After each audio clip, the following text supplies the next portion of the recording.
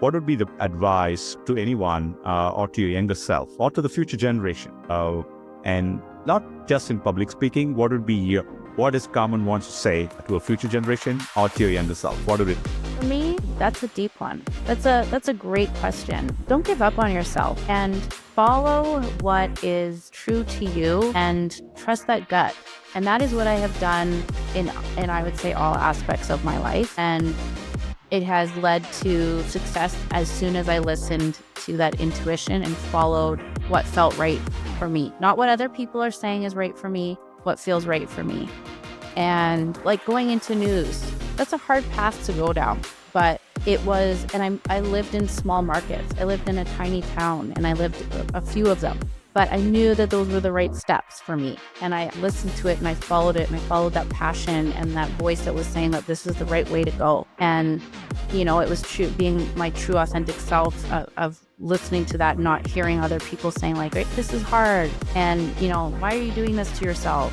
And when you're working early on in news, you don't make no money. I think in my first job, I made $9 an hour. And I was like, what else can you do? But no, I'm on the right path. This is going to lead to what I really want to do. And then going down, leaving news, you know, not what other people say. And although I will say I had great support for sure, for the most part, absolutely. Right. But I did it because I was listening to myself and what felt right for me and the next steps and that passion and that intuition and my gut. And that's been kind of a common theme of our conversation today, hasn't it? Just kind of listen to what's right for you and follow that, because your gut never lies, and that intuition.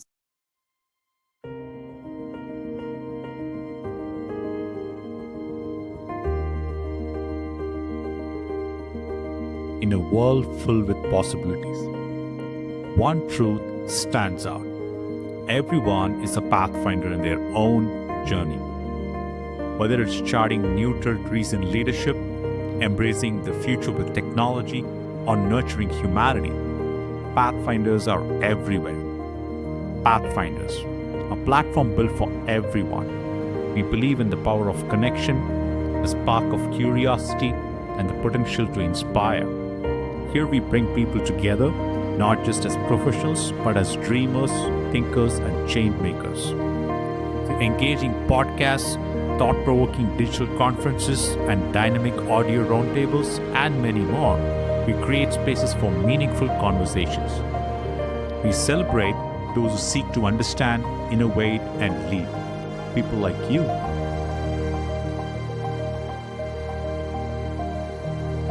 Pathfinders inspires. Pathfinders embraces technology. And above all, Pathfinders spreads a vision where leadership, innovation, and humanity converge to shape a better and brighter future. We are here to connect, to build bridges that transcend barriers, to share stories that matter, and to foster a community driven by passion and purpose. Be a part of this journey. Be a Pathfinder. Welcome to Pathfinders.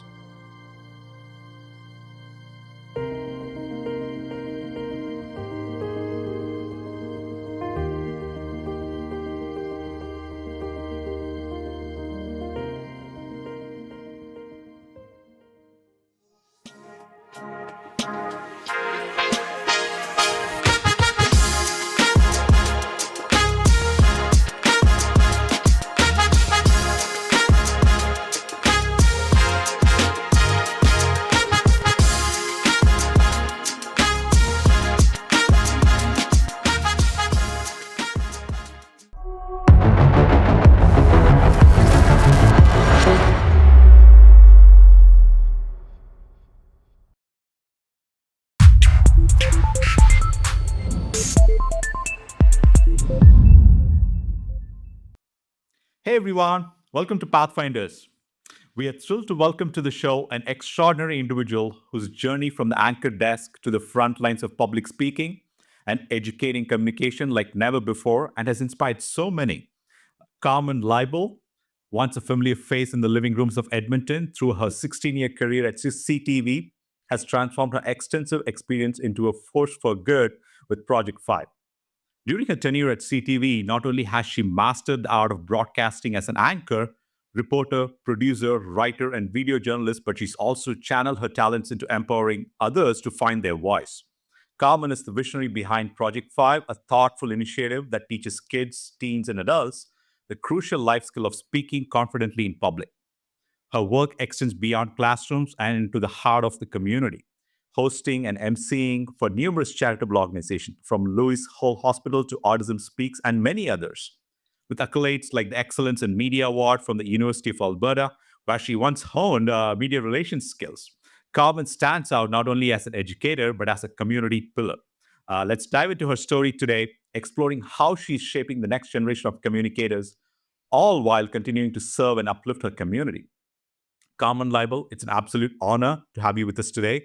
Welcome to Pathfinders. Can you tell us a little bit more about you and your journey in your own words, please? Oh, wow. Thank you so much for the lovely introduction, VJ. Where do I start? Like, do you want me to start from the beginning, or what? What do you look? How it all got started? How was your childhood, and how did it get started? If you can give like a brief summary of who Carmen is as a person Yeah. from your own words, that would be great. Yeah. Yeah, I can do that. Okay. So, kind of going back to my childhood, I was really big in the local theater community. I loved being on the stage. I was Alice in Alice in Wonderland. And I think I was always a storyteller, and I was a curious kid. My mom says that when I was 6 years old, I pointed to a news anchor on the TV and I said to my mom, "That's going to be me one day." I Wow. was I was 6 years old. Can you believe that? No. I know. So And so you knew it. I guess I did. I don't remember that because that was a long time ago, but my mom, Right. yeah, pointed that out. So, yeah, I mean, I've always been, I guess, like I say, a storyteller. I loved being on the stage. I loved meeting people. And in high school, I toured a television station. I watched the newscast from behind the scenes, and I was like, yeah, this is what I want to do. It took me a really long time to get accepted, though, into the program. So I really wanted Mm. to go into the NATE radio and television program. I applied and I did not get accepted. So I Mm. actually went to McEwen, Grant McEwen, it was at the time. Now it's McEwen University in Edmonton. Hmm. And I was in a general arts degree program to start. But in the back of my mind, I'm like, journalism is still what I want to do. Right. So I applied again a second time, VJ. Yeah. I did not get accepted. So I know, right? So I was considering going into education from there, and I thought, Right. okay, I'm going to go into a transfer program, and I'm going to become a teacher. I'm really good with kids. I feel like I thought I would be a really great educator because I connect with people really well and easily. So I thought that would be a great next path. But in the back of Right. my mind, I was still like, I need to go into broadcasting.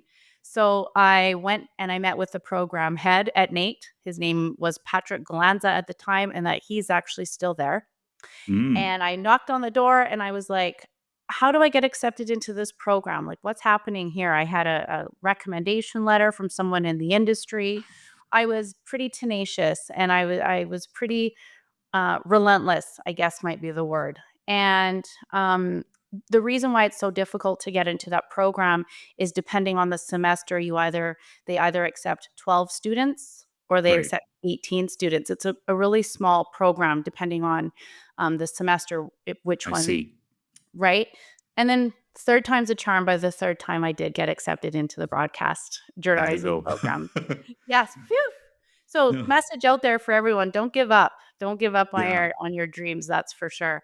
But yeah, that's kind of how it all began. And working in broadcast journalism, especially many years ago, it was early 2000s when I was in the program. And you have to work really hard to work your way up in the industry. And a Right. lot of people kind of chose a different path. A lot of people from the program when I graduated, um, just kind of recognizing that it's not everyone makes it. Yeah. And that's Yeah. really the Yeah. truth. And I lived in Mm. Yorkton, Saskatchewan on a practicum, tiny market, moved to Prince Mm. Albert, Saskatchewan. worked there for a little bit, did not love living there, but, Mm.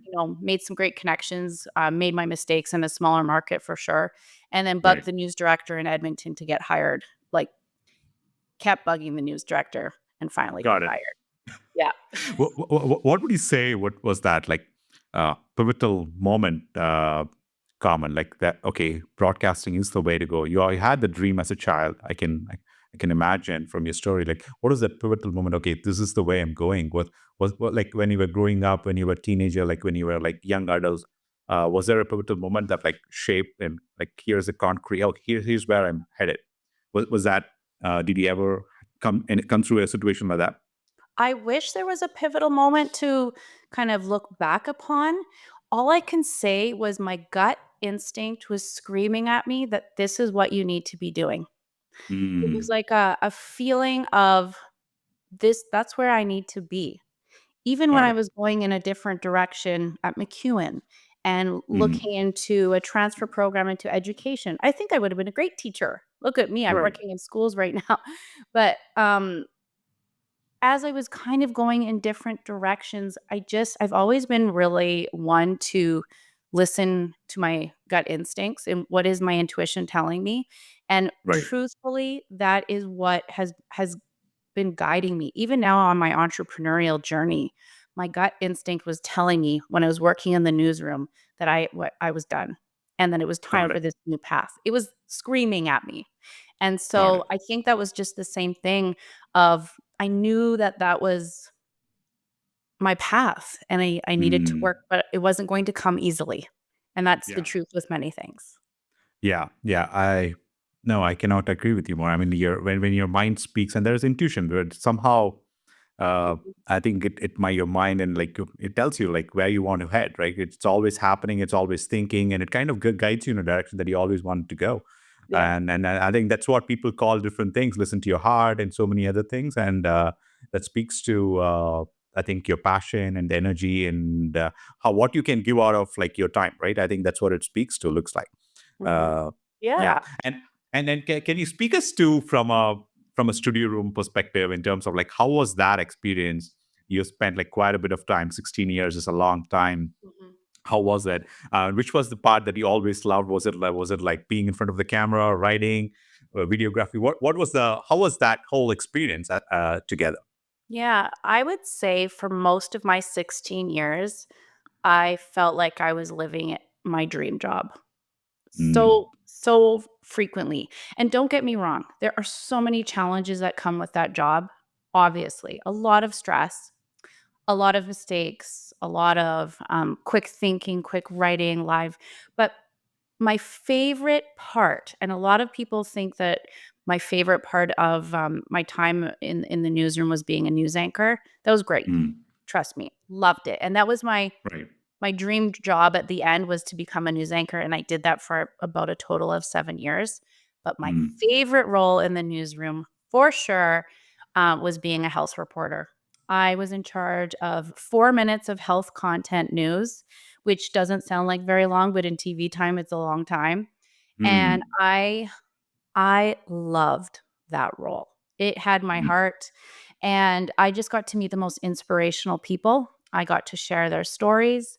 I right. got to provide important information for people when it comes to health and research and things that are happening, like breaking news, that kind of situation. But it, the storytelling of, you know, someone letting me into their home to Yeah. share a personal journey. Like I interviewed this one young dad. He had, I believe three or four kids, 3 kids. This was a long time ago. But he was given a really terrible diagnosis, and the prognosis wasn't good. It was a Right. terminal colon cancer, and he Mm, trusted me with his story. I went in, I met him, his whole family. I followed right. him on his journey to some appointments, and he trusted me to share his story because he wanted other people to learn from him. He kind of ignored some signs, some high Right. signs, didn't go to the Right. doctor, and then Right. it was too late. And he wanted to share that story, and he also was continuing to train to compete in triathlons Wow. while he was going through treatment and dealing with the stress of this diagnosis. Got it. And he will stay with me forever. And Mm. it's people like that, stories like that, that I loved, and I felt like it had an impact. Right, right, right. Yeah. Wow. um, and you have to, and you, it was like a daily segment that you ran. Mhm. The your health, if I'm not mistaken. Yep, your health, and I covered all kinds of things, like things that were happening, like changes within Mm. Alberta Health Services, or new treatments, or treatments that weren't covered and people were upset, or these inspirational types of story. I met Wayne Gretzky as a health Oh, reporter. I there interviewed you go. him, right? And Wow. he didn't even talk hockey, VJ. Yeah. It was because his dad was diagnosed with Parkinson's disease, and they were opening this big research wing. So he and Wow. his dad were there at the U of A, and I was like, "Oh my gosh, I get to meet Wayne Gretzky." So that was pretty sweet because obviously he's a legend. Yeah. So yeah, it was just a very diverse, and I was in charge of the content. So I had to produce it. I had Right. to get out there and report it. I wrote it, and then at the end, I anchored the segment as well. So I was the face, Got it. Got and it. it was just, I look back fondly. Give us a peek into some of the misconceptions that people have, like because like people watch like yourself on like on TV, and then oh wow, it's Carmen, like, with the health segment, right? I mean, tell us the things that like we will not really know about. Like, what are the things, some misconceptions, or like how does it actually work? Uh, for example, you're presenting a story next Thursday morning 8 a.m. Like whatever that schedule is. Like, how does it all work? Who writes it? Like, is it like, do you have to come up with the idea? How does it all work? So, one common misconception, just to clear it up right away, everyone thinks it's way more glamorous than it actually is. Everyone's like, "Oh, who does your hair and makeup?" I'm like, "Me." Yeah. Of course. Not that fancy. Um, Right. but I mean, I can give you different perspectives. It depends on if you're wanting from like a reporter's frame of mind or perspective, or Yeah, like a news anchor. there's a public perception of the broadcasting as an industry, as a media person, and as a TV anchor. I would say wherever you want to start, like I'm all good. I want to hear it all. So. You wanna hear it all. I Okay, oh, I love it. I don't get to talk about this too often, so that's really fun. Okay, so for example, if I was a health reporter and I'm filling my content and filling, my segment every day, I mean, I need to be quite organized and planned. So let's Mm, say, because I'm in charge of a full segment, right? So I right. have interviews set up for the following week, sometimes even into the next month. Mm, However, as you can imagine, w- breaking news happens, and if there's like, I don't know, something to do with a big shuffle with Alberta Health Services, and they want like their health reporter on it, I am dropping everything that I had planned for that day, because mm, that is going to be the news of the day. Which got it. also was really, I loved the breaking news aspect of the health Hmm. reporting when that happened. And then also I loved the planned features. So I kind of got the best of both worlds in that Right. role. If you're a Right. general assignment reporter, how it works is you show up in the morning, there's a morning meeting, all of the topics of the day are discussed, you go around the table. As a health reporter, I did all that on my own. They just trusted me that Carmen's going to fill her 4 minutes. We will leave her be. But as Yeah. a general assignment reporter, which I did early, way early on in my career, you show up, Right. there's a table, you discuss the ideas of the day. If you did not have a pitch, by the way, if you Mm, didn't have a story idea, watch out. Like, you better show up with some ideas of stories to cover for that day. I was so mm. nervous that people would laugh at my ideas as a junior reporter. Like, it's just that you being green and naive and not really kind of understanding the industry. But once you kind of become a little more veteran, it's of course easier. Right. So yeah, the discussion happens in the morning. You decide on the stories of the day. What might our lead be? What are some good kind of more featurey pieces to get, to keep people watching throughout the newscast? And then the producers assign who covers what, and then Got it. everyone goes out for the day. And as you Mm, can imagine, what is decided at 9 a.m. when you mm. get to a 5 p.m. newscast or Right. 6 p.m. newscast, what you thought was your lead at 9 a.m. very often is not your lead at 5. because things Mm. just change so rapidly. So, I mean, think of I can't believe now in my on my entrepreneurial journey, the transferable skills, the quick thinking, the hard work ethic, just the adaptability, the all of these relationship building, all of these things that I kind of didn't recognize at that time during my journalism Right. period, how better off I am today because of it. Mm. So yeah, it's just a very fast paced, quick thinking, high energy day. Every Mm. Yeah. And then when it comes to a news anchor, when you do a lot of writing too, but there Quick, are quick, quick, quick, quick question. You mentioned high energy day. Uh, uh, I was spending more than 15 years my time in corporate career, yeah. and it's high energy, but it's definitely not the media room. Definitely not. But like speaking of high energy, does it take a toll on people? How's that? Uh, Yeah. You know what? Some of my friends and I, we would talk about how at the end of a work day, you mm. don't want to talk to anybody. Yeah, yeah, right. Because it is go, go, go. You don't get an Mm. allotted lunch break or a coffee break, especially as a reporter. You are Mm. getting the interviews, doing the noon hit, writing for the 5. It is just really, really high paced, fast paced, talking to the newsroom, talking to the producers, rushing to get the interviews, quickly Right, writing, making sure it's accurate. Then it has to get vetted and approved to make sure it's a balanced, accurate story. Then it has to get right. into editing. Then you're getting it ready for a live hit. Then you're driving to the live hit. So it's like, Mm. it is. It's high energy, high, fast paced. But I will say Mm. it takes a certain kind. You have Mm. to thrive in that on that kind of an environment. I Got it. loved it. I love the fast pace. That's what matters. Yep. It's so true. And at the end of the day, I could put a bow on it and be like, I accomplished that story today.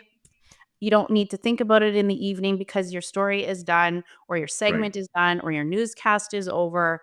I can Right. just kind of go home and hopefully be quiet. Although when you have 2 daughters, there's no going home to be quiet. But it's funny Right. because we all would just say, "I want to go home and talk to nobody because my brain hurts and I'm tired," and we just what a day. And it's just yeah, it's exhausting. But for all of us who've been in the industry and stay in it for so long, it's because Right. we believe in it, we are passionate about it, we love it, and that's what Yeah. it's about. No, no, I wanted to get your perspective. No, thanks for sharing that. I interrupted. Sorry. Yeah, please No. continue. You were speaking about the being the TV anchor, I suppose, but I interrupted. Sorry, but it's good to know because like definitely there's a lot of churn and there's a lot of energy and having that energy for no one has that energy 365 days a week. But when No. we look at like people on media, you literally like it's very difficult to even like tell like wow how are they able to do it like almost like the entire year, like with no breaks, right? So, Yep. just wanted to know that your perspective. No, thanks for sharing that. Yeah, please go ahead. My husband always said, "I don't know how you do what you do." Right, right. Especially it was so not for him, and it's not for most people. It's It's not. really not. Most of my friends are like, "I don't know how you do that." And, Yeah, because then you put yourself out there live on the air in front of however many people are watching, and you could stumble on a word, which happens. You right, forget something, you could freeze. I remember being early on in my career and just kind of the live camera turned on, the red light was on, and I just kind of froze. I was like, right. "Ah." But all these people are watching you make those mistakes at the end of your busy day, Yeah, right? yeah, Like yeah. one time, Rachel Notley was the premier of Alberta at the time, and live on the Right. air in front of however many people were watching, I called her Nachel Rotley. Wow. Like, oh. But you know what? All I did is you gotta laugh about it, Right. and I corrected myself, and I moved on. Did anyone care? No. If anything, it makes you human. Yeah. So, you just have to remember that. But yeah, no, the role of an anchor just the day is you show up. Again, you see the news of the day. What's the lead at the time? It'll not be probably the lead come 5 o'clock, But really, as a news anchor, there's a lot that goes into it as well. You do a lot of writing. You do help with Mm. the editorial decisions. You do a lot of the producing help, a ton. Like I would produce the entire international segment. And then Mm. you have to write up some of the updates, and then the reporters are calling you. So sometimes you're reading, like, things are changing on the fly so quickly. Sometimes you are reading scripts for the very first time live on the air in front of the audience because Right. breaking news is happening. So Right. it's just every role in the newsroom. I mean, it was such a team environment. Everybody relies on everybody to do their jobs and to be full in it. And Right. so it's not like you show up as a news anchor and just sit and eat muffins all day and wait to read the news at 5 o'clock.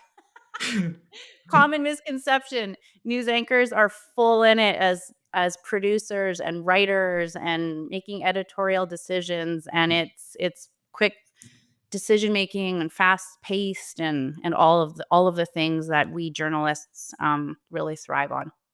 Right. Got it. Got it.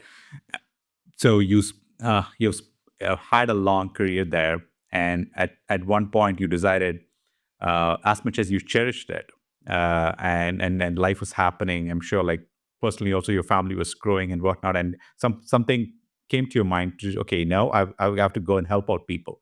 I have to take my skills of public speaking and go help kids. And like, what was that moment like? Yeah.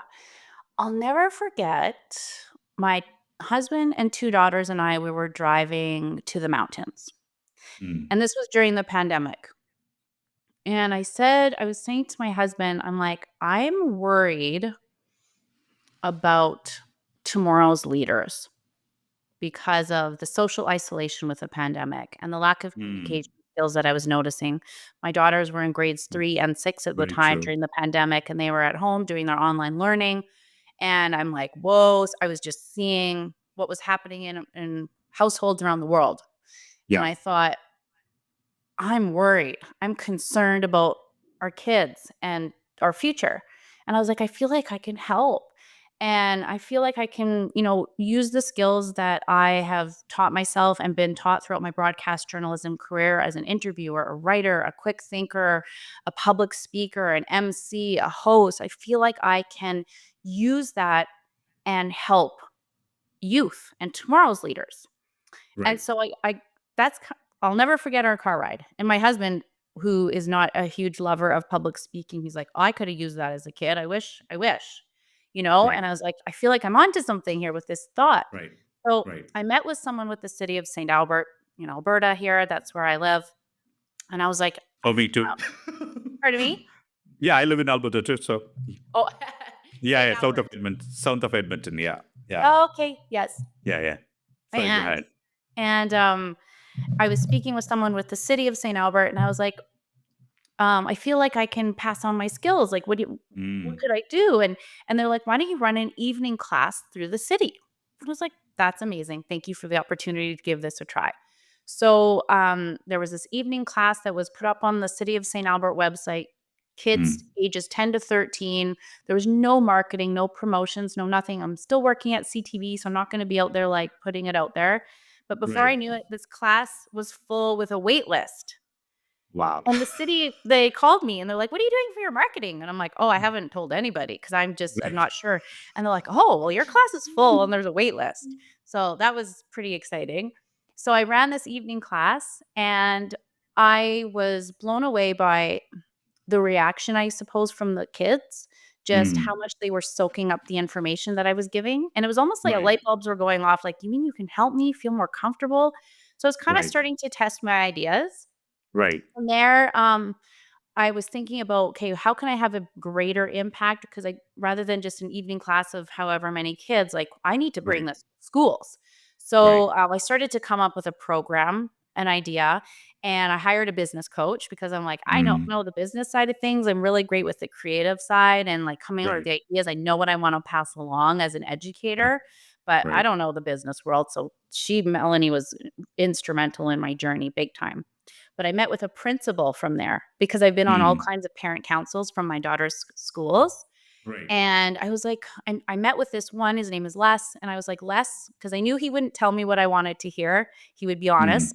I told him Right. what I was starting to create and build. And I'm like, Les, do you think schools would hire this kind of a program? Like, would teachers want this? Would students want it? Are there curricular links that would make it beneficial? And he's Right. like, Carmen, pilot this in my school. So literally a month later, I was like, okay. So quickly putting things together, and I started to pilot this with his grade 5 classes and this teacher who was amazing.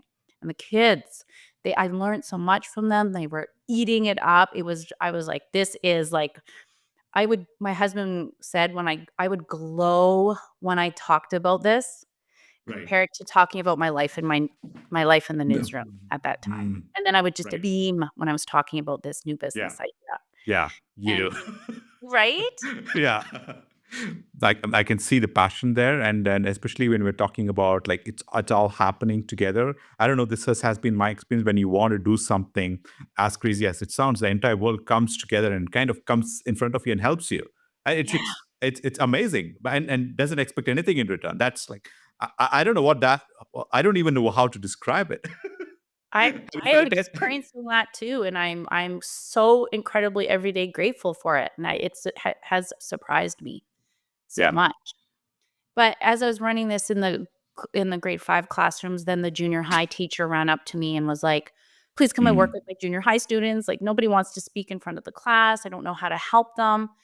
Right. So kind of the ball started to kind of roll even quicker, and I was approved to speak at teachers convention, and then high school teachers were coming up to me asking if I had programs, and things just really started to fall into place. I was given the opportunity mm, to a superintendent invited me to speak at a meeting, and I was up in front of all of these principals and vice principals talking about what I was building, and it Right. just really I knew in my gut, like I was speaking about earlier, it was screaming at me saying, "Carmen, this is your next path." And as much, VJ, as I loved my time in the newsroom, I would never take it back. How Right. grateful and blessed was I to have that career. I Right. loved it. Right. Loved it. But I knew in the last about 2 years, I would say, that it wasn't for me anymore. Didn't mm, have the same fire. I didn't have the same passion. And I felt in my mind, I'm like, I feel like I'm destined for something new and bigger Yeah. and better things. I just felt like my time, I had filled all the roles. I've been a right. producer, I've been a writer, I rolled the teleprompter, I've been a reporter, I had my own segment, I was a news anchor, I worked the assignment desk, evenings, weekends. I'm like, I've done it, everything in this newsroom I wanted to do. And so I just knew and how things were kind of starting to fall into place. And I felt like this new role, I had an impact that was greater Mm, than the impact I was having working in news. I just Right. knew it was for me. yeah. Yeah. Growing up, I've been extremely silent. I think some would call introvert or whatever, different things. I don't really know whether I'm an introvert or extrovert. I'm still figuring it out. But I don't really like I'm not like go out open. I'm not very loud if I have to put it out. But but every time as life happened. I'm 40 years old right now. And what I'm learning is like every time I got uncomfortable and did something, that's where the growth happens. Uh, right, and that's what I'm learning myself. Like I'm a constant learner. Like I observe life, like what's happening around me, and I try to seek truth around things. Okay, what's really happening, and what's being presented versus what's happening. Right. I mean, speaking of comfort versus uncomfort, like what has really kicked in terms of like schools and education? Have kids got like too comfortable? Do you think that's a reason in terms of like the social anxiety that the kids face today, or things like I was always trying to understand like, what's really happening. But I'm raising a 12-year-old son as well. I'm also trying to understand like how they engage with their friends and whatnot. So I'm trying to understand what is happening, and if something is wrong, I think the society as a whole, I think, should acknowledge it and like engage in programs like yours, and then probably create more like leaders, create more speakers. And I think the greatest speakers have always led a lot of like bigger firms and like government, so many other things, right? So I'm always like looking at the root cause. Where did it all start? Like why are we in this situation? Pretty Yeah. much. Yeah. Well, I think public speaking has been a fear forever. Mm. Like there is just this, it's most people are not natural born public speakers. It's a Mm. skill that is learned and it's a Right. skill that you need to work on. Right. So, first of all, I do tell the kids that because um, we have so many great discussions in the classroom, and the fact that it is a fear is it's that's the same for everybody and or for Right. most Right. people, right? Right. So that's working against us. That we is Yeah. just we're naturally born as nervous public speakers. We're Right. afraid of people judging us. We're afraid that we're going to say something wrong. We're afraid that we're going to make mistakes. And I have all kinds of advice on that, which I'll get to in a minute. But the other Yeah. thing Yeah. is, the Mm. other thing is I do believe that technology is impacting our communication skills like big time. So Mm. now more than ever, I tell the students, this is a skill you need to think about and you need Right. to work on it because technology is impacting how we communicate with each other Mm. rather than meeting one on one or having an actual conversation. We're sending messages through our devices, and that's just the Right. truth. But human connection is so crucial in our everyday lives. And again, we have these conversations as a group, like, why do we Yeah. need this skill? And I ask the Yeah. kids, I'm like, why do you think we're doing this? It's not to be a news Yeah. anchor or I Yeah. am in front of 1,000 people. Right. These are everyday interactions. This is meeting a new coach.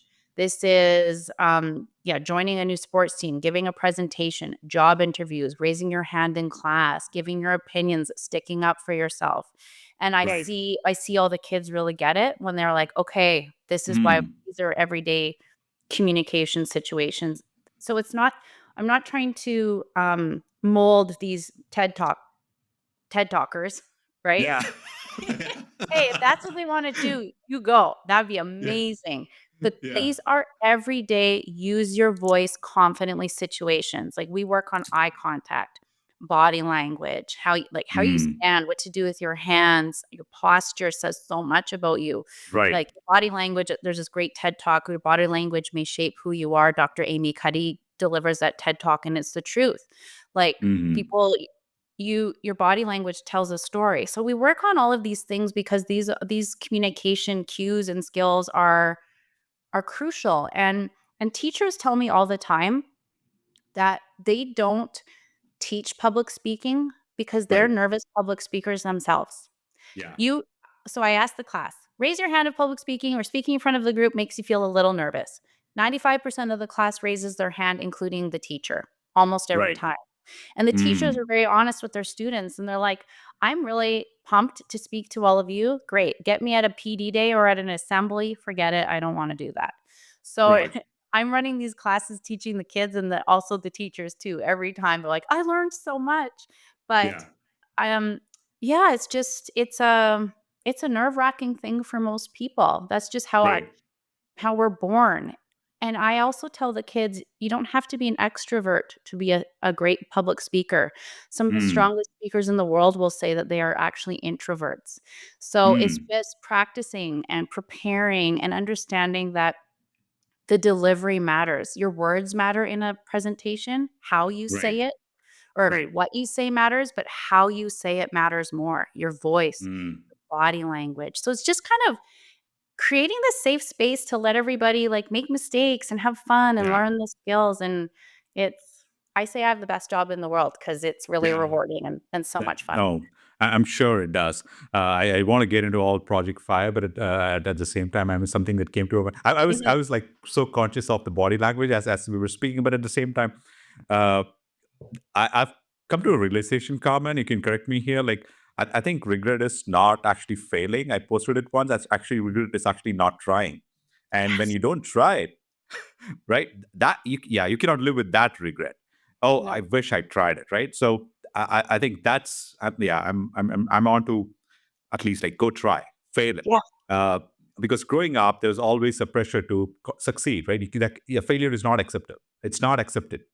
Yeah. At least from I was born in India, spent good time of like till my late 20s, lived for 5 years in the US, then moved to Canada. That's my Mhm. story.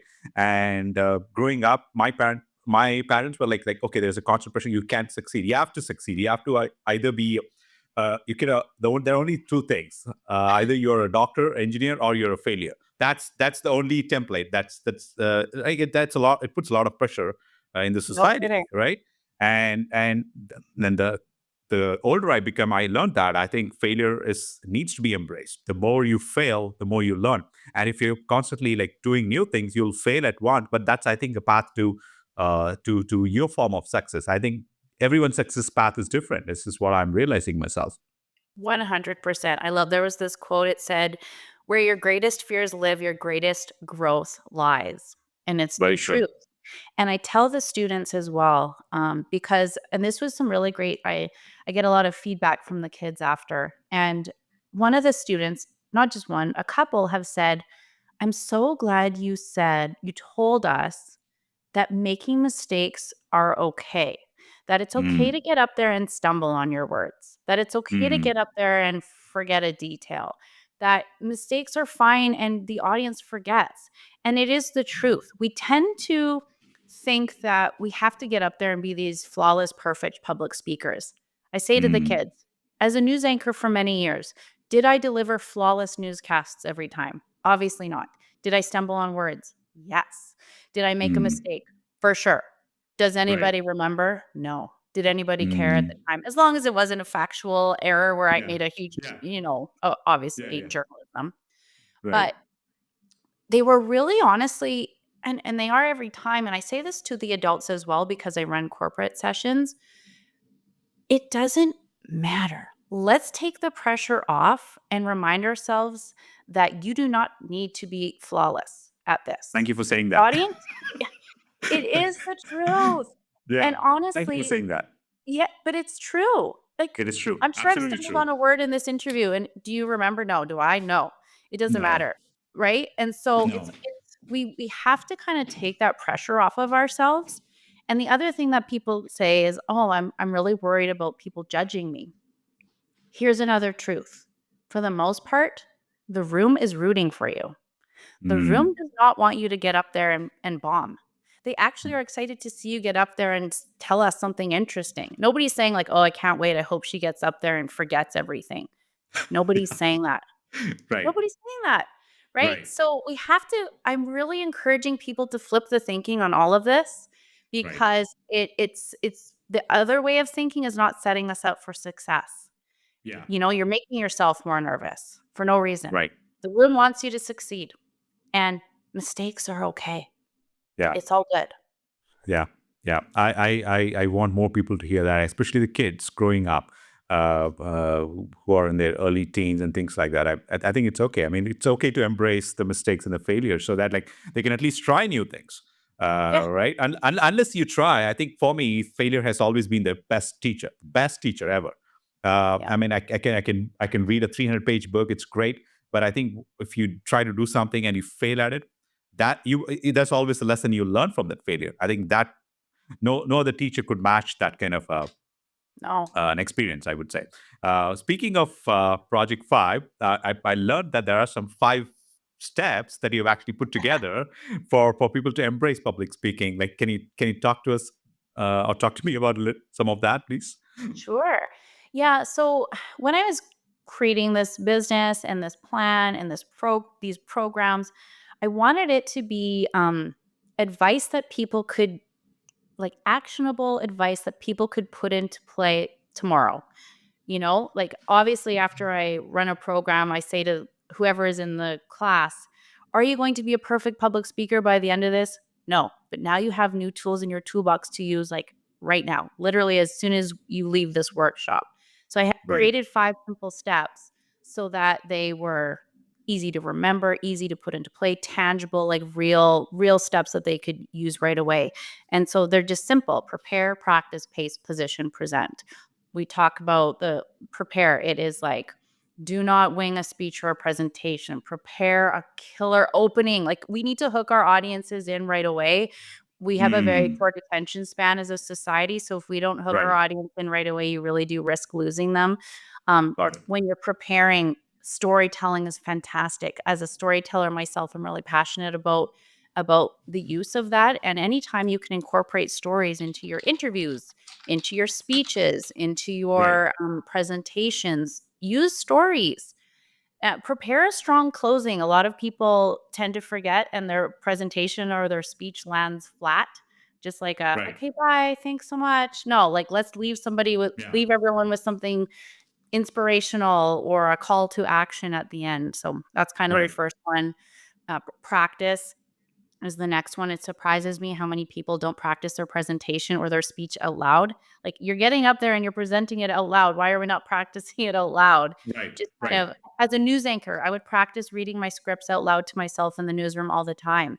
And 9 times out of 10, you're making changes after you read it because you Right. hear the flow. You want it to sound like it's coming from you, your voice, Yeah. your authentic self, the writing and all of that. Practicing eye contact is another one. Right.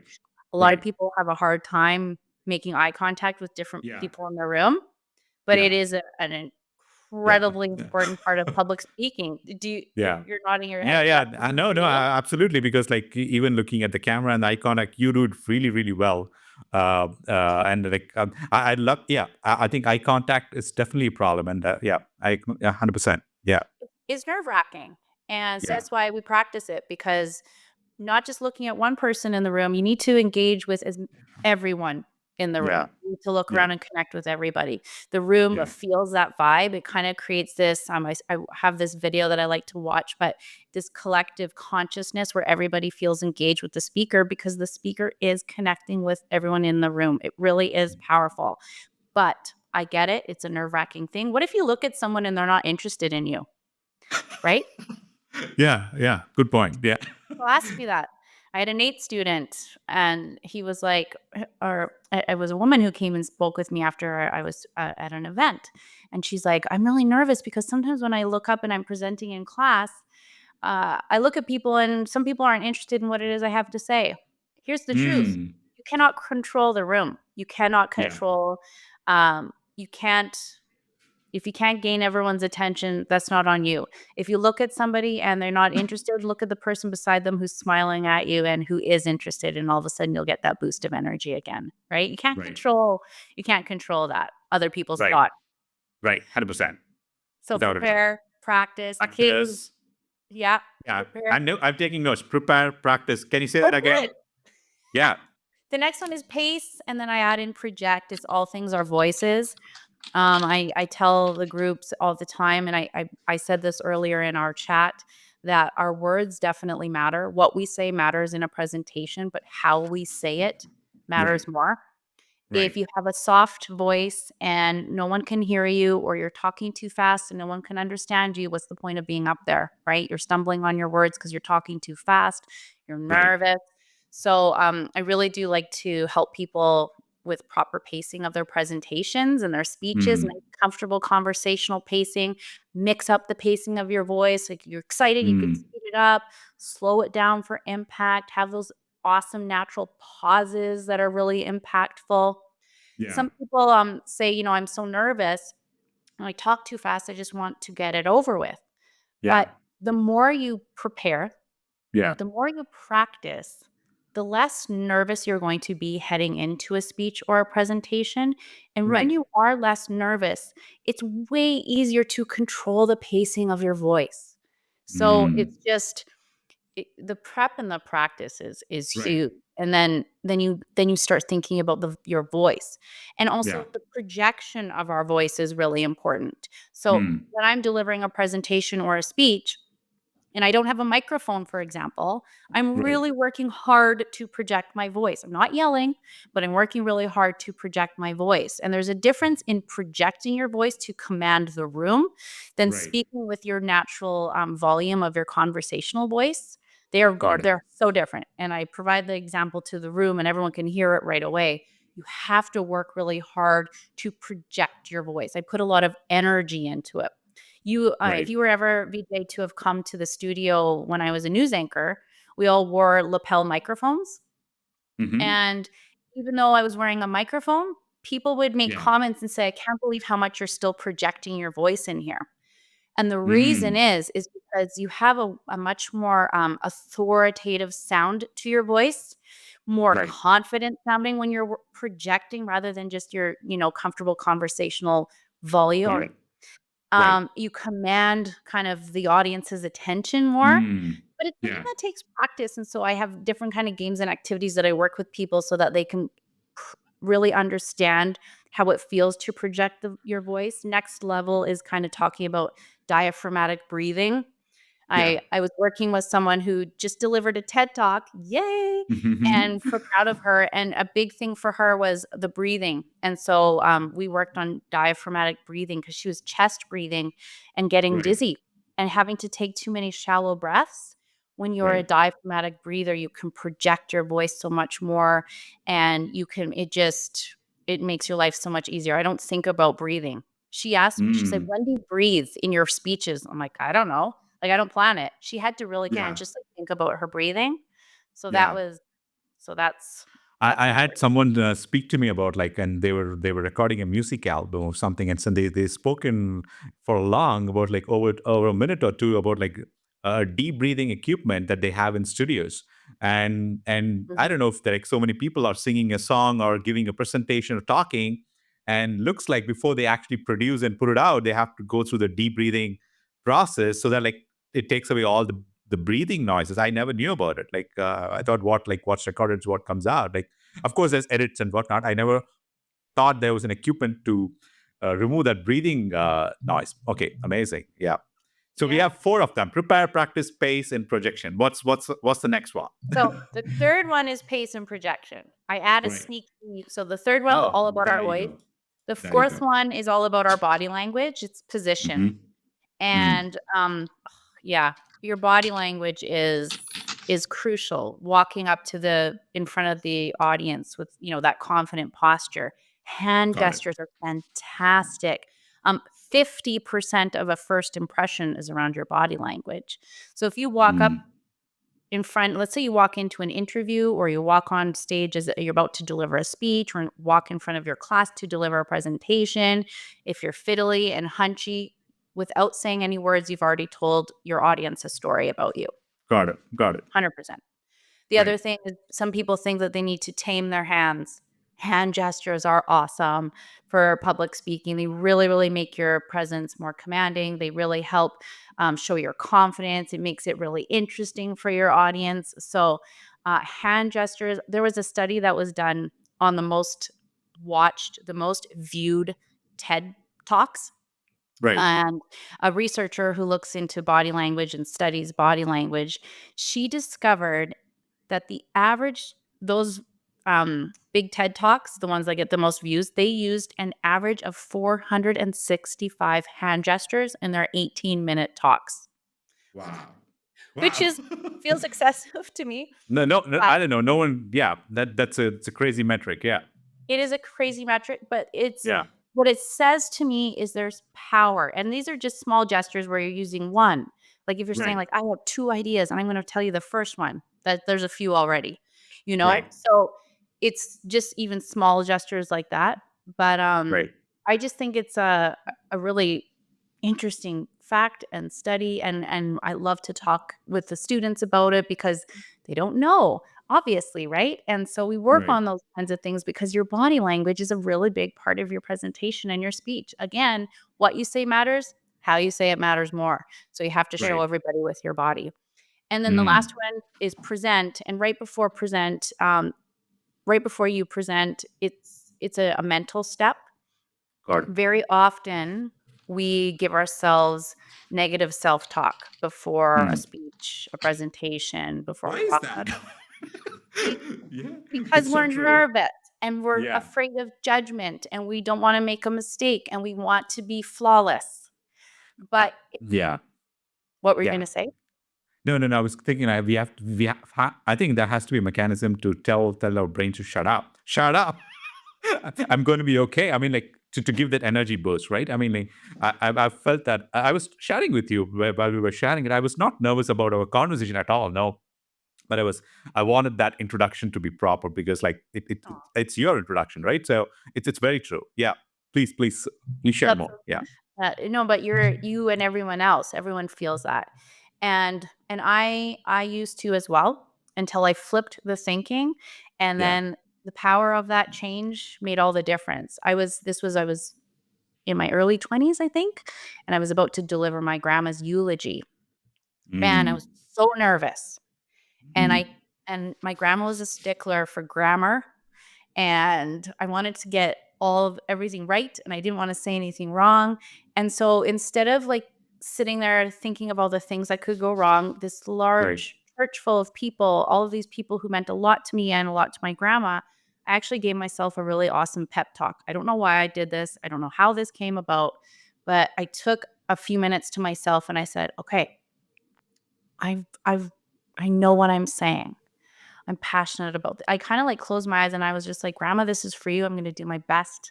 And I went up there and I delivered this incredible eulogy. I could have like shocked myself almost. And I was like, whoa, that pep talk made all the difference.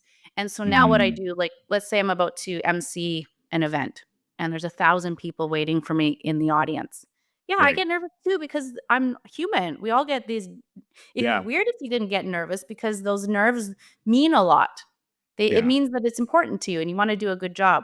But what I started to get into the habit of doing, and this is what I teach people on that final P, is you need to flip the thinking and get yourself into that right frame of mind, because giving yourself that negative self-talk, you are not setting yourself up for success. Instead, you're actually making yourself more nervous, and that's not going to help you. So what I do is I close my eyes and I'm like, okay, I've prepared, I've practiced, I've got this. And if I make a mistake, who cares? If I stumble on a word, I'm human. If I forget a detail, nobody in the audience is even going to know, right? So, and the other thing, it's like the power of a deep breath. Again, there's like so much science behind this. Just by taking that deep breath in through the nose, out through the mouth, physiologically, you calm those nerves. So it's so important to get into the habit of pumping yourself up, that right frame of mind, rather than the opposite, making yourself more nervous. Yeah. No, very, very, very true. I mean, speaking of which, like, it's not more of a plug, but I realized like we are trying to build a product around like AI and voice AI. It speaks like the human does. It can make a phone call, receive a phone call. It can do that. And I mean, even when we are testing the product, even the AI stumbles. Like human stumbling, yeah, it's okay. Even the AI, Yeah. it has its problems. It's trying to learn and it's trying to do its job better. So even it has moments like where it's like misspells words. Instead of us, it says US instead of that. Like it's trying to understand it and it stumbles too. So AI is also stumbling. So For right? real. It's just real Yeah. life. Like it happens and we need to It, get it over that. happens. It happens, and I think that looks more natural. Also, imagine you're meeting someone at a cafe or having a dinner with your friend or something. Uh, I mean, there'll be moments, but it's so natural, right? The conversation, you're like you lose the train of thought sometimes. Maybe the Yeah. dessert was too good, Yeah. right? Yeah. It's so So true. Like it's I was speaking at an event at Teachers Convention and I couldn't remember a word. And I was like, what is it, that word? And then someone in the audience yelled it out and I was like, thank you. So I was like, it's just, some people might be like, oh my gosh, I can't believe that. No, you're just a human. So, and yeah. people, be your authentic self every time, because you're not going to fool the audience, if you're up there trying to be somebody that you're not. Yeah. I wanted to get your thoughts on. I love Breen Brown. I'm sure you've watched her TED Talks and things like that. I love her. I just want to share a video about her and get your feedback. I have a few videos to share, and then we will see how we can get our conversation going from there. Sure. Fun. Yeah. Let's. Let me know if you see it. That vulnerability is courage in you, but weakness in me. When I meet you, it's the first thing I look for in you, but it's the last thing I want to show you in me. And so I think to really put ourselves out there, knowing that if we do that enough, we're going to fail, I just don't think it gets more courageous than that. Mm-hmm. You saw it? The clip, did it play for you? It did. Okay. Yeah. Your thoughts on that as a public speaking coach? How do you see, how important is that, being vulnerable, and how do you see vulnerability as a whole? Oh, yeah. I mean, anytime you put yourself out there in front of an audience, you're being vulnerable. You're being vulnerable about your message, what it is that you're saying in the Right. delivery, and in what if people don't like what I'm saying? What if people don't agree with what I'm saying? What, like we again, it's all these negative thoughts come into mind. And I love how she said making well, I can't remember how she said it, but just kind of playing really well off of what you and I were just talking about. Right. Mistakes. We need to make mistakes. Be vulnerable. Put yourself out there. I tell everybody that instead of thinking of public speaking as a fear, think of it as an opportunity. That it's like Mm. flip the thinking. It is an opportunity to share something of value. It is an opportunity to share something that you're passionate about. It's your opportunity to make a difference. So instead Right. of thinking, oh, what if I go up there and nobody agrees with me, or people judge me or laugh, or I make a mistake and I do a terrible job? No, no. Think of all the opportunities that you're missing out on. That's Right. what that's what I believe. And Got it. Brene Brown, she gives some really incredible talks. She sure Oh, she does. does. She does. She does. I have one more clip of Green Brown, and this is about how she opens, I guess, like a speech. So, Oh, good. I'm going to tell you a little bit about my TEDx Houston talk. I woke up the morning after I gave that talk Mm. with the worst vulnerability hangover of my life. And I actually didn't leave my house for about 3 days. She hooks you right at the start of her speech because she's telling a story and she leaves you at a cliffhanger right at the end of the first sentence. Mhm. Yeah. yeah. So absolutely. We Brene, I've watched a few of her talks, obviously, and she's such a good storyteller. And what she does off the top of that one and so many others is she is telling a story of her true self, or something's gone wrong, or she laughs about herself. I think in that speech there she talks about how after that talk she actually didn't leave her house for a couple of days Yeah. because she felt so bad about how it went. Right. And that's real. Like, people appreciate people being real. We crave Mm. that. We want everyone's truths. Like, don't lie to me and say that everything is perfect in your life, because that's not real. And Right. and Brene does such a good job, and she hooks her audience in right away every time off the top with an awesome story that is authentic. And that Right. is a big part of when you're preparing a speech or a presentation or even a meeting, an office meeting. Um, Hook your audience in right away with a bold statement or a Mm. story. Just get everybody into you, to buy into you and what you're about to do right away, or else you risk losing the audience. And yeah, I really appreciate Brene's realness, and Right. I and I know millions of others appreciate that Yeah. too. Yeah. She does it right. She's She knows what she's doing. Yeah, yeah. I say I called her Green Brown, like a Brene. Yeah, that's cafe. It's like the cafe. It's E with Yes. a With an yeah, accent. accent. Yeah, yeah, yeah. Yep. There you go. I love the speech. I've watched it a few times. Sir Ken Robinson speaks about creativity Mhm. and education. And I'll let you watch it. Have become frightened of being wrong. And we run our companies this, by the way. We stigmatize mistakes. And we're now running national education systems where mistakes are the worst thing you can make. Mm. And the result is that we are educating people out of their creative capacities. Picasso once said this. He said that all children are born artists. The problem is to remain an artist as we grow up. I believe this passionately, that we don't grow into creativity, we grow out of it. Or rather, we get educated out of it. Wow. His talk, I believe, is one of the most viewed ever On TED. Yeah. on TED. Yeah. And he doesn't even use any slides. It No. is all in his message. And he comes out right off the top too with a joke to start his speech. I think he's like, "How's everyone doing today?" "Well, I'm doing really great." "Well, this has been fun. See you." And it's just getting Yeah. everybody laughing. And Yeah. and that opening has been watched and watched and watched because, again, what is he? He's real. Yeah. And his message, oh yeah, he's really captivating, and I believe he's passed away. Oh, I don't read know. it. No, I didn't research it. Okay, no, I didn't know that. I'm so sorry, but yeah, Yeah, no, but yeah, he has a very powerful message as well, and talking about the creativity in our kids, and what a wonderful stage TED is for people to get their message across, and in such a concise time frame, right? yeah, Some yeah. people have a really hard time getting their ideas. They could just maybe ramble on for an hour rather than getting it into a concise, often they're about 18 minutes in length. Right. And yeah, good Thanks. example.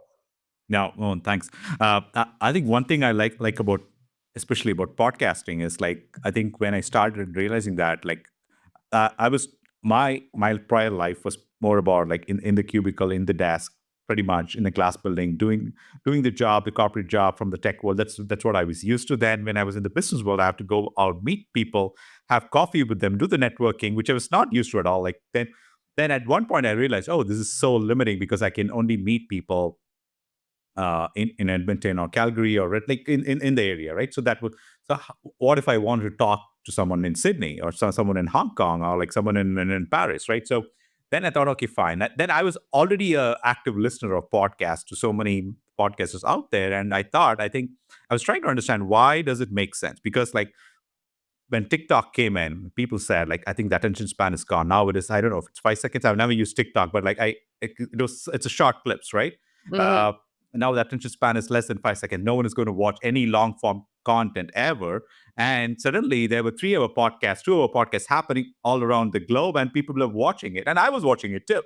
And what is really happening? On one side, we see the attention span really reducing. On the other hand, people are really watching in-depth conversations. uh, that has to be something. But I think the more I speak to people, I think I understand. I think it's the authenticity Yes. and you speak about Sir Ken Robinson. I think how he opened it, right? I think it's the authenticity is what people Yes. love, and it is something that was missing in the society. I felt for a long time. I Uh, think you've hit the nail on the head. It's because we like to learn from each other's stories and mistakes, and we want to hear people be real. And I used to have a minute 30 to tell a story, mm, and let's say as a health journalist, I could right, only get in the main points and be super concise and succinct, and that's all. Like I could, there was right, so much I could have jammed into that, but right. I love podcasts too now because I want to hear more. I want to hear all of it. And Right, it's so accessible. I can hear it in my car. I can listen when I'm at the gym. I can go for a long walk and whenever I want, right, right? And right. I agree. I want to hear people's true selves. And I think with AI and all the technology, and that's great, and we need it and we use it, but we also want the real side of people. I think we're all Yeah. craving that. Yeah, yeah, no, absolutely. I have this one like in the video section segment, if you want to call. We just started introducing the video segment, and it's been fun. So, so this is Steve Jobs' commencement speech that he did in Stanford. I'm sure you watched it. Just a short clip from that. Your time is limited, so don't waste it living someone else's life. Don't be trapped by dogma, which is living with the results of other people's thinking. Don't let the noise of others' opinions drown out your own inner voice. And most important, have the courage to follow your heart and intuition. They somehow already know what you truly want to become. Mm, yeah, awesome message. Yeah, a Um, question on my thoughts on intuition. Like, what is your thoughts on intuition? I think we briefly touched it earlier. yeah, Uh, I know. Trusting your gut instinct. yeah, yeah, we did. Yeah, every time. I mean, I find when I don't trust my gut instinct, it puts me in the wrong direction. It's like, but you have to, um, I guess you have to kind of, when you're growing up, learn, okay, what is that? I actually, because I have 2 daughters who are teenagers now, and I've been kind of talking to them about trusting their gut instinct Right. and kind of believing in that intuition. It's telling you something. Yeah. But it takes a bit of time to understand that voice and to hear it. Yeah. One funny thing too, when you showed me Steve Jobs there, he obviously is a very influential person, and he's done a lot of talking, and people really grasp onto his every word very often. He Right. is one of those who would consider himself, I read about him, and this probably wouldn't be a surprise, but he's absolutely an introvert. But putting himself out there in that vulnerable position, that's why I said earlier, it's like, even if you consider yourself, I'm totally going off topic here, but even if you consider yourself an introvert, don't that doesn't mean you can't get out there and use your voice to make change in this world. And I believe like Steve Jobs is an example of that. Yeah. But yeah, I've always, every time that I've trusted my gut and it's been yelling at me, it's led me down the right path. And it's kind of growing up and learning to what that voice sounds like, and learning to listen to it and understand it. Yeah. All topic is good. There's no off topic. Every conversation is welcome. So everything is good. That's why All I'm like, good. oh, I had to So, say that. so the next section is something. This is something we recently started. It's an AI section. Just like we want to bring our creativity to the conversation and see what the AI can do from that, and then we'll ask AI to basically draw something, and then we'll have a question around it, and we'll go from there. Yeah. Draw something? Yeah. Ooh, Yeah. Yeah. Oh, okay. yeah. Let me share my screen, and let me know if you see it already. Do you see my screen? Yep. Okay, fine. So we're gonna prompt it, Carmen. So please tell us, what do you want AI to draw for you, and Oh. we'll have a question around it after that. Um, the mountains. Okay, draw me the mountains of Alberta, or Sure. or just the mountains. Yeah. The Rocky Mountains. Okay, draw me My happy place. Just love it there. the Rocky Mountains. Okay.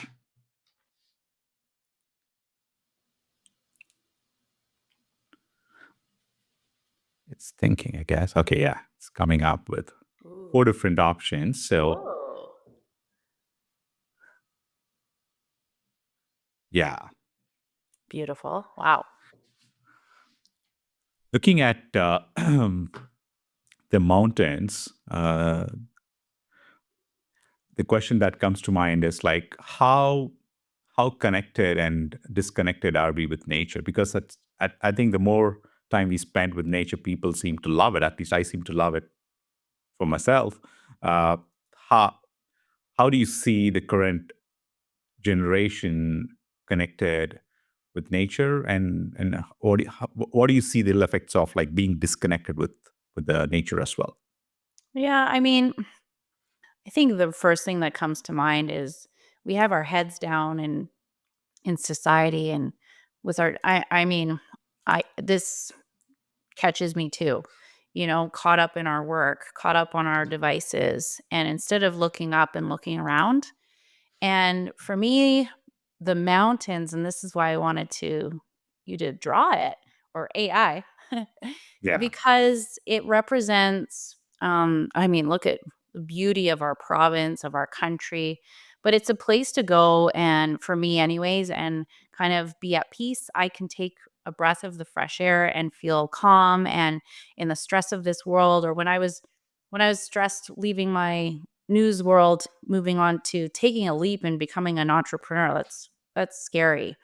I would go to the mountains and go for hikes and really be able to clear my mind big time, big time.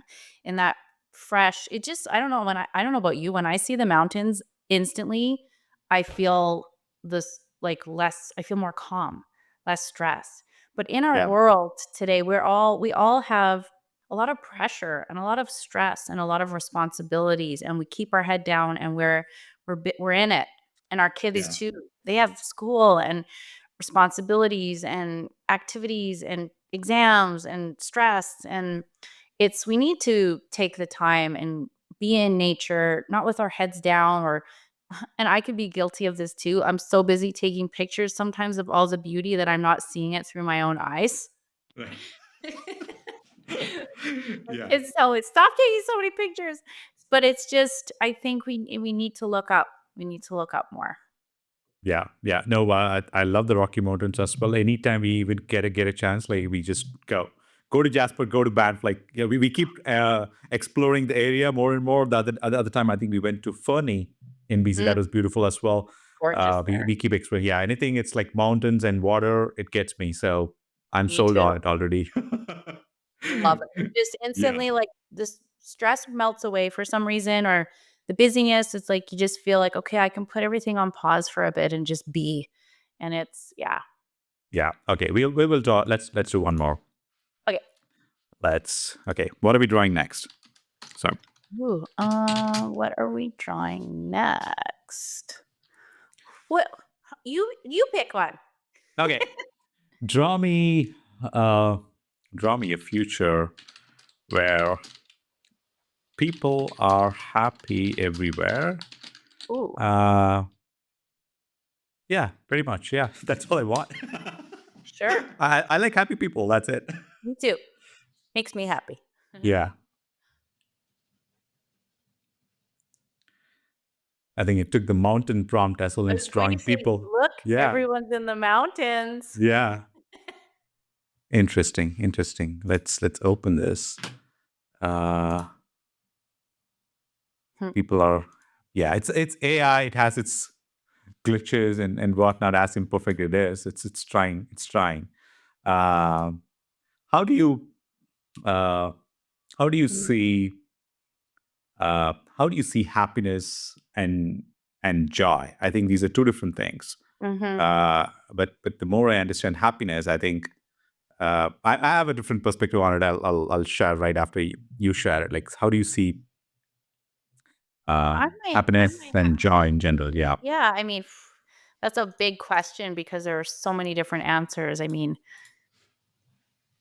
my dad actually said, he has a great quote: "You're only as happy as your saddest child." So if I feel my kids, and this is on a personal level, but it's like you feel your kids when they're going through stuff, right? Right. I am my happiest when my family is healthy and on the right path, and they're in their sports and they're doing well in school, and my husband has a business, and when things are going well, it's just like, and it's not about wealth and it's or any of that. It's about just that everyone is in a good space and doing what Mm. they love and feel passionate about. That's what happiness is for me. And for me too, I needed to follow a new path. And once I left my time in the news, which, like I said before, I loved and I'm so grateful for that time, but near the end, it wasn't for me anymore. And I knew that. Once I moved on to this new path and I felt like I was following the path that was the right for me moving Right. forward, and it was more positive and it was challenging and it was exciting and I was interested. My husband was like, you can't get that smile off your face. But it's because I followed, and I guess we're talking about intuition quite a bit, but Mm. it's truth.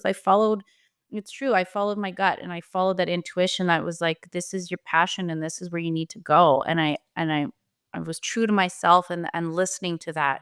And Glad you did. Yeah. that made me joyful and happy. And when my kids and my family were all in a good space, then that's the best. Can't ask for any more. How about Yeah. you? Yeah, I mean, I was chasing happiness for a long time. Then, and I think the switch flip happened when I think I shouldn't be aspiring for happiness. Of course, happiness is a great thing, but I've started to aspire for a joyful living instead.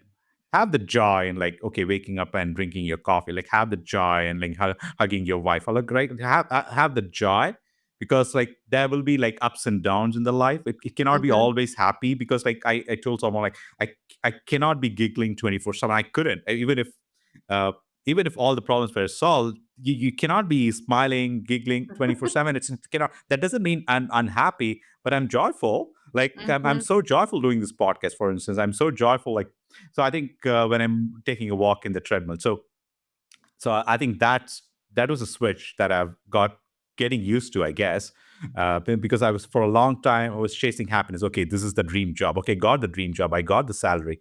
Okay, fine. Then where is the happiness now? And like Right. so. You know what I mean? It's there. I mean, it's you only you see the momentary happiness is very momentary. For example, the next iPhone is out there, and you get it. At the moment you get a new thing, the new shiny object, there is happiness, and after 2 days, like It's temporary. it's temporary. So, but I'm filled with joy every time I use that product, right? So I think I don't think I've settled for less, but I think I'm aspiring to live a joyful life. So that's my thoughts on that. Yeah. That's beautiful. And I completely agree with that. And the word that came to mind right away for me was grateful.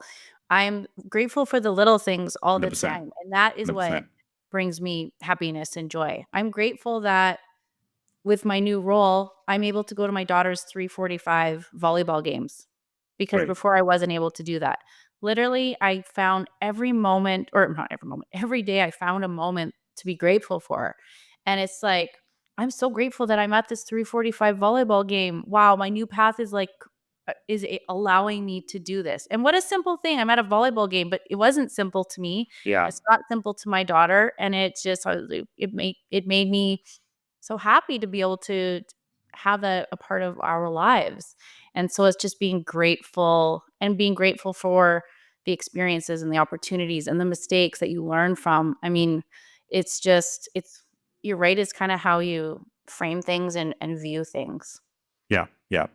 Uh, this section, I think, we have come more towards the close. I can speak to you for hours. I mean, like you have so much to tell and so much that's happened in your journey. Maybe we'll do a part two at some time, and we'll catch up at what happens at the time. This has I have been a a wrap. lot of fun. Yeah, yeah, thank you. I have a list of like rapid fire questions, especially thank you, especially coming from you, Carmen. It means a lot. So Aw. uh, I say with all sincerity. So I have a list of rapid fire questions. Maybe a short phrase or an answer would be great. Or if you want to dive deep, go for it. There's no, we won't chop it off. Like you have all the time. So. Okay. Okay. So question for you is like, what's that one speech moment where you're giving a speech that you'll never forget? A moment in a speech that I will never forget. Ooh, rapid. You're saying rapid fire, but now I need to think. It's Yeah. not very rapid, is it? Yeah, it's not a coffee or tea rapid, but like, yeah. I think for me, it was early on. Well, I did mention delivering my grandma's eulogy, and I will never forget that because I Great. wanted to do my grandma. I wanted to do a good job for her.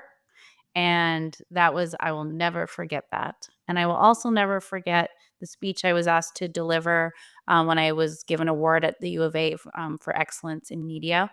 I was still a young journalist, and it meant a lot that that was being given to me. And my husband was in the audience, and we got a babysitter because our kids were really little. And what a moment for me. I will never forget that. And it's always, and this is what I pass along too. It's like, there is so much value, like being given the opportunity to speak in front of a crowd, and hopefully by sharing your journey and things that you've learned, that you can inspire others. And I felt during that speech at the U of A that I was given that opportunity, and it kind of changed things for me too in my role. And then I was like, wow, I'm being recognized for this hard work. And you don't ask for these accolades or anything, but when someone says, like, we really appreciate that the work you're doing, and this was in my health journalism time, it was, yeah, I'll never forget that. Got it. No, thanks for sharing that. No, this the rapid fire section. Sometimes like there are questions which are in depth, but it also gives us an opportunity and the listeners to know a little bit about you, the choices you have made, and some interesting moments in your life, right? Things like that. So if there was the next question is like, if you could teach one public speaking skill to everyone, what would it be? Well, I would teach a lot, but my biggest, narrow it down to one. The one that I want everybody to really, and we've talked about this already, but the truth, this is the biggest one, is that take the pressure off that you need to be a flawless public speaker. For me, I find that resonates with people the most because we it it's stopping people from saying yes to these experiences, right? Right. It's stopping people from delivering that speech at work, or that presentation or speaking in front of my class or saying yes to being the MC of the assembly because we think we need to be flawless and perfect. Right. And I can't get over the number of people who have said, thank you for saying that because I'm going to say yes now because you're right. It doesn't matter if I stumble on a word or if I forgot to make eye contact to the left side of the room. It's all Yeah. good. Yeah. So I mean, we could talk about our voicing and our eye contact and our body language in the opening. You need a strong opening. But the biggest one is saying yes in the first place, and then the rest you can work on.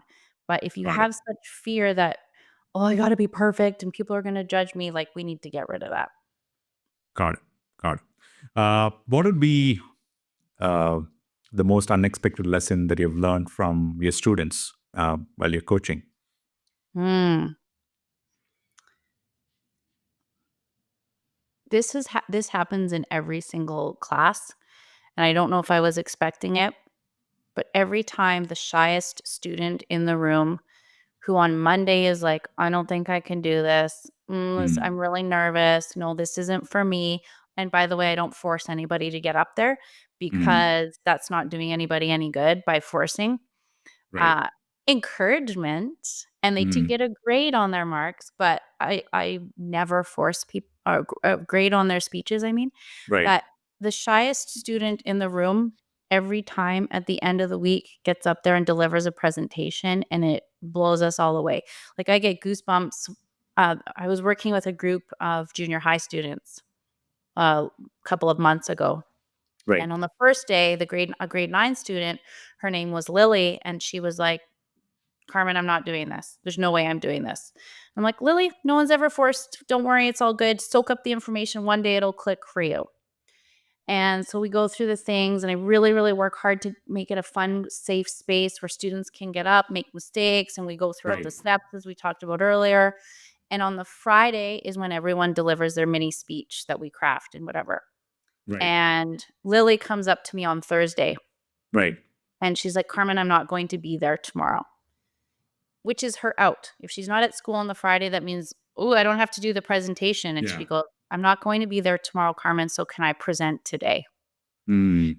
And I was like, "Whoa, Lily." And so not only, so Monday, she was like, "No, there's no chance I'm doing this." She wanted to do it the day prior and be the first.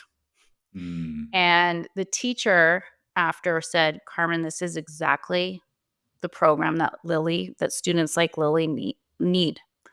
And it happens every time, just creating that safe space. So that has been, I knew that that was likely to happen, and I was hoping Right. that that was going to happen, but the amount that that happens is the surprise.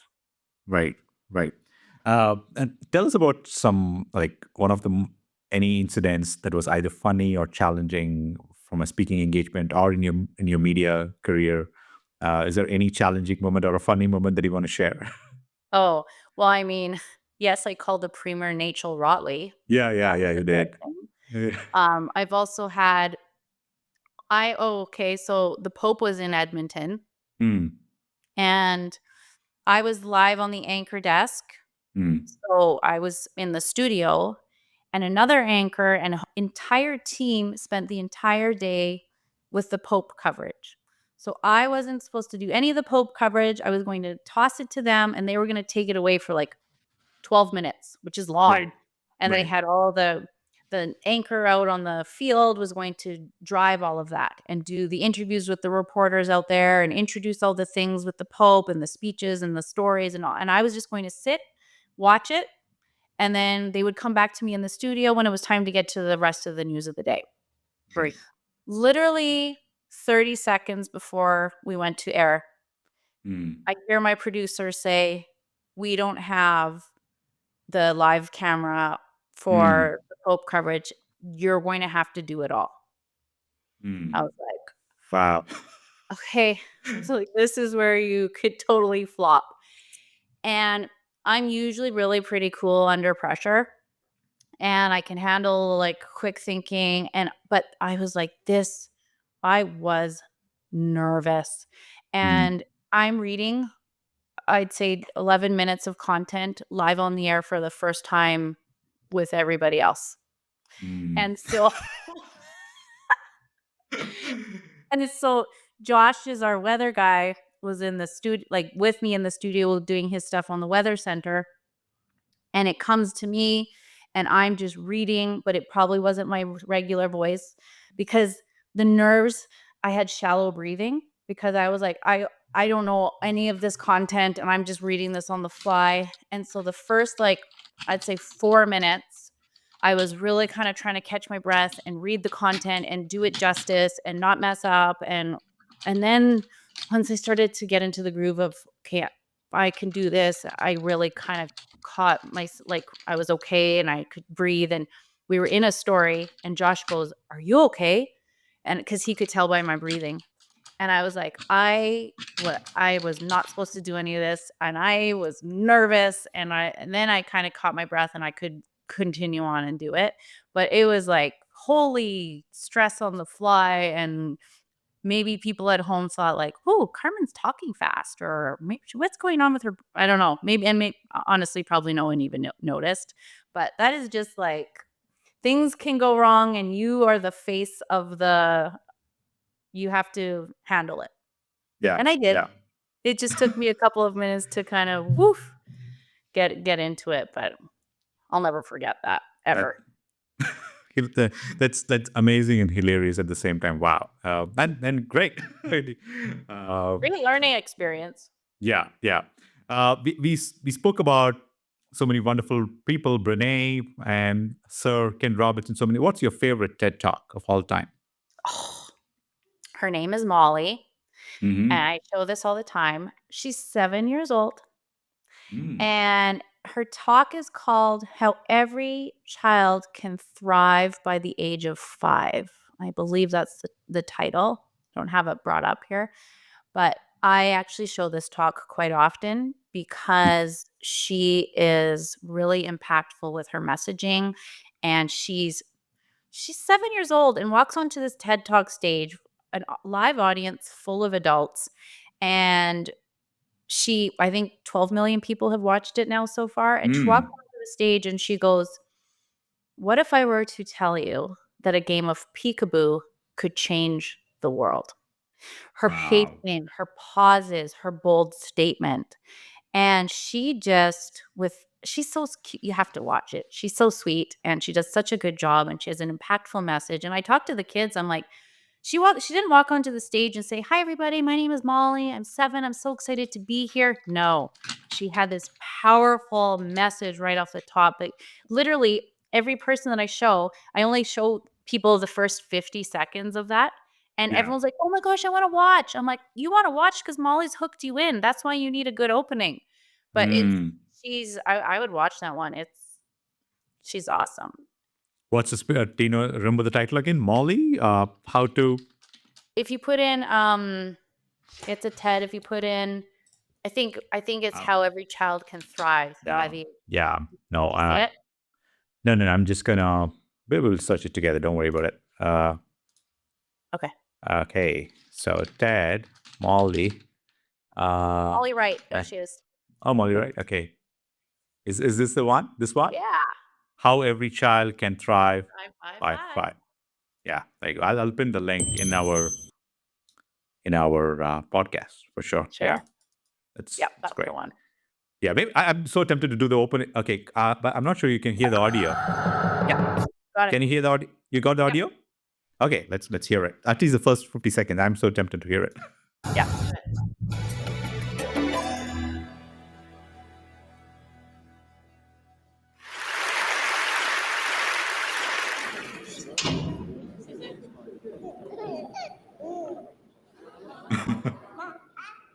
So cute. Here she comes.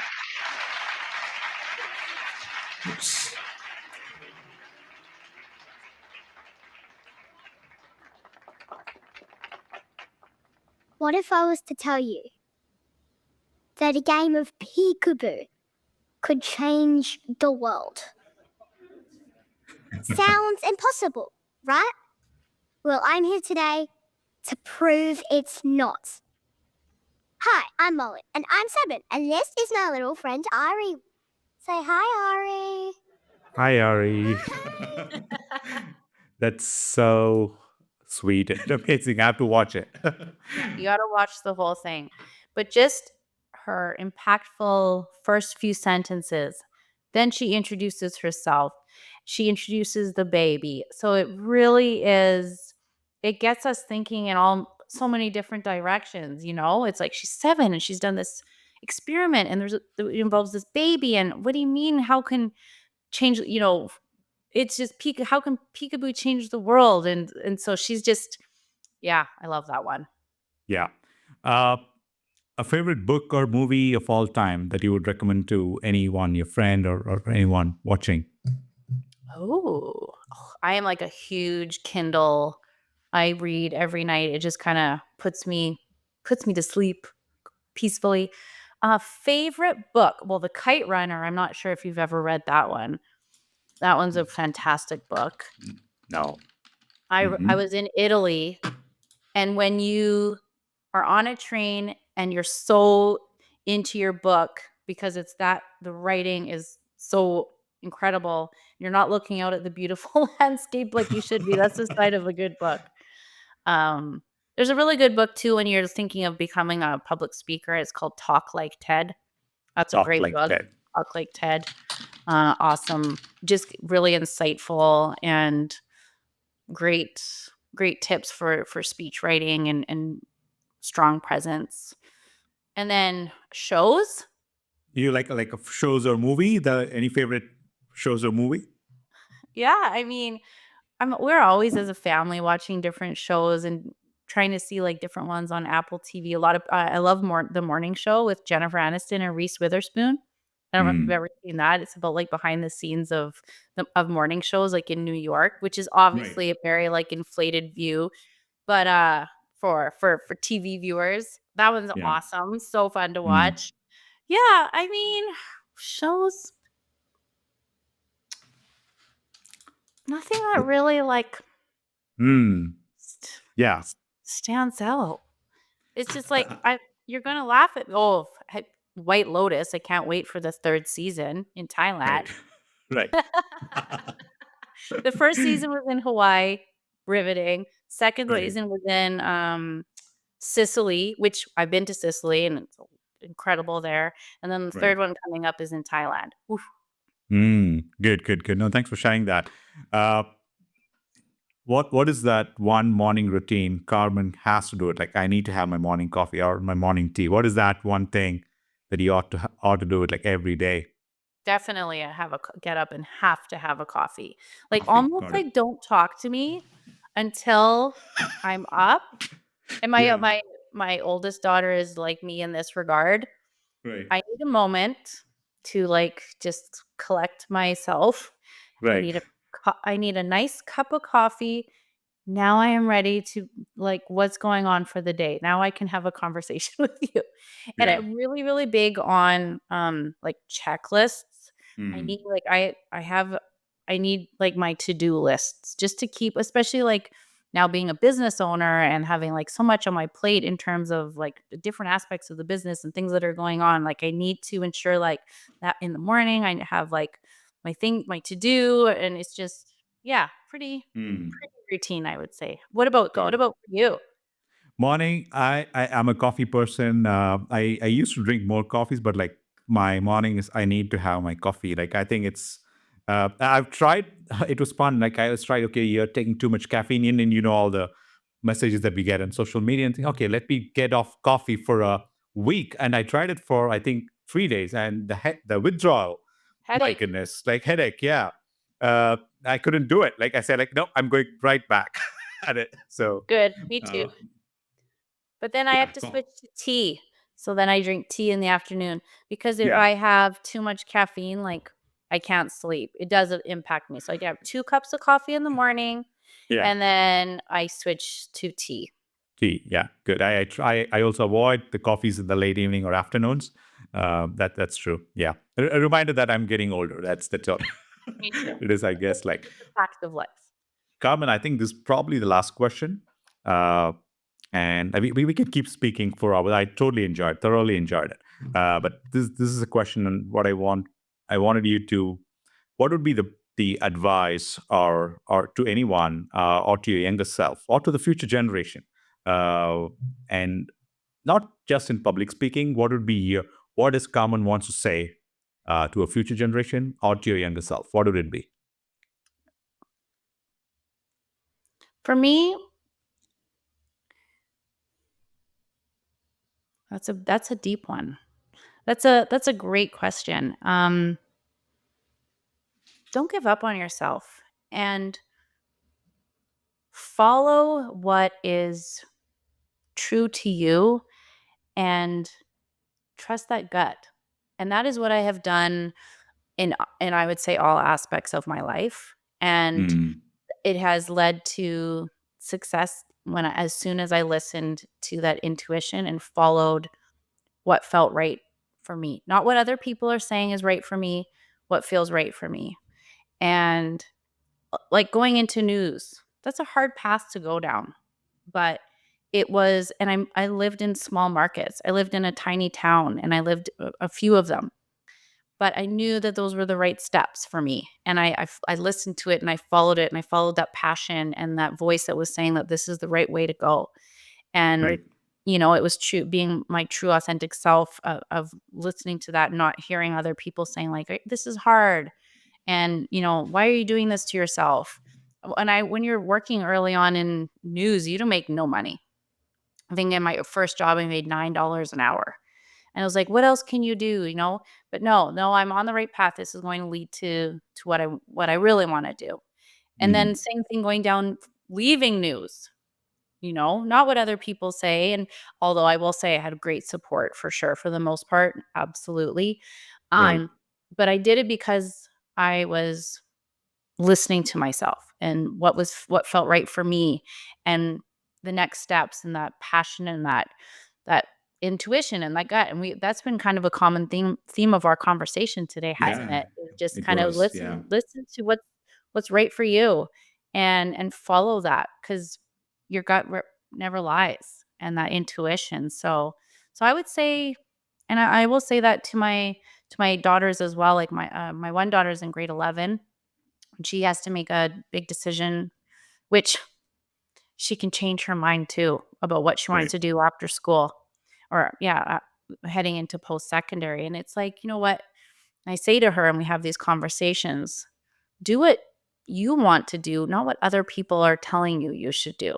Because she's had Mm, some ideas and maybe gets a little bit of pushback. And I'm like, this is your life. This is your path.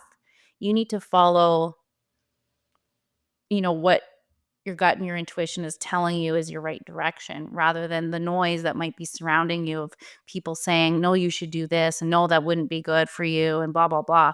So it's mm, just, I would say that is, and it takes courage, right, to make a lot of these yeah. big decisions for yourself, because sometimes, or very often, it's nerve-wracking, and there's that fear, Right. big time. Oh, how many things have I done in my life that I've been afraid of? So many things. So Right. many things. And coming out on the other end of those things that I was so grateful for those experiences. And if I didn't say yes to them, then I would have missed out on that opportunity. Right. So yeah. So thank you for sharing that. Yeah. Yeah. I think makes a lot of sense. Yes. Yeah. What's your gut feeling? Intuition tells a Mhm. lot. Like, listen to it. Like, I think that would be the message coming out of our conversation. I so loved it. Carmen, where can people find you? Okay. So my website is project5.ca. You can also send me a note if anyone wants to say hello and learn more about me and what it is that I offer. It's Carmen at project5five.ca. I'm also on LinkedIn under Carmen Leibel and on Instagram under project5.ca. Yeah, give a shout out. I would love to hear from anybody out there who wants to reach out, say hello, learn more about public speaking or anything. Carmen Leibel, it was an absolute pleasure and a true honor, absolutely, to have this long form conversation with you. Uh, yeah, so I thoroughly enjoyed it. Thank you for your time. I'm so looking forward to releasing this episode soon. Thank you so much for your time. I thoroughly appreciate it. Oh, well, thank you so much for inviting me, Vijay, and great job, and keep up the amazing work with your podcast. And people can learn so much from all of your guests. I've listened to a number of your previous episodes, and just keep up the great conversations, because I think people really need these conversations and to learn from each other. So thank you for having me. Thanks, Carmen.